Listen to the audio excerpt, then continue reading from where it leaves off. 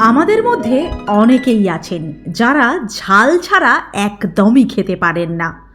অনেকের তো আবার কাঁচা লঙ্কা খাওয়ার পাতে মাস্ট। তবে জানেন কি ঠিক কোথায় কত পরিমাণে কাঁচা লঙ্কা উৎপন্ন হয় ভারতের? ভারতে কাঁচা লঙ্কার রাজধানী বা কোনটা? আমি 100% দাবি করে বলতে পারি, যারা ঝাল ছাড়া একদমই খাবার খেতে পারেন না তারাও বলতে পারবেন না ভারতের লঙ্কার রাজধানী কোনটা। চলুন আজকের ভিডিওটার মাধ্যমে আমরা জেনে নিই এমন একটা অজানা তথ্য। আমাদের দেশে খাদ্যে লঙ্কার ব্যবহার নিয়ে নতুন করে সত্যিই কিছু বলার নেই। প্রত্যেকটা বাড়িতেই কম বেশি লঙ্কার ব্যবহার হয়েই থাকে। তবে বিভিন্ন প্রান্তে এই লঙ্কার চাষ করা হয়। ভারতের বেশিরভাগ রাজ্যেই লঙ্কার চাষ হয়ে থাকে। দেশের কোন রাজ্যে বলুন তো? আমি দাবি করে বলতে পারি, অনেকেই বলতে পারবেন না। অনেকের কাছেই এই উত্তর কিন্তু অজানা। ভারতে লঙ্কার চাহিদার প্রায় 40%ই প্রতি বছর পূরণ করে কেরালা এবং অন্ধ্রপ্রদেশ রাজ্য।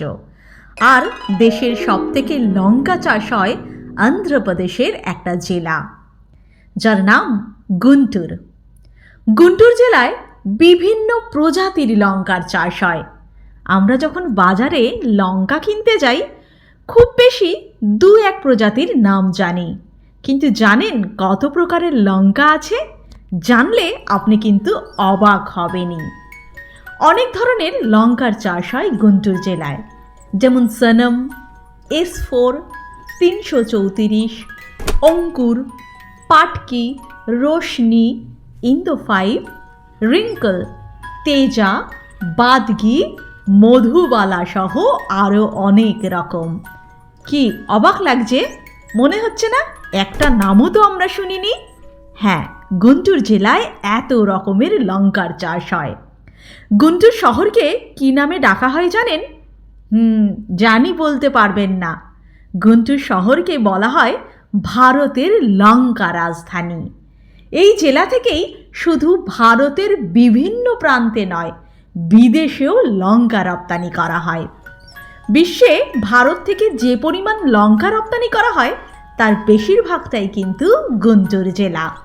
অর্থাৎ যে লঙ্কা ছাড়া আমাদের খাওয়াই রোচে না, আমরা খেতেই পারি না অনেকে, সেই লঙ্কার জন্য যে গুন্টুর জেলা বিখ্যাত তা আমরা অনেকেই জানি না।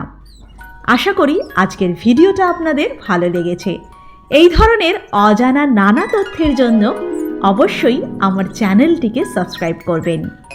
ভালো থাকবেন, সকলকে ভালো রাখবেন। ধন্যবাদ।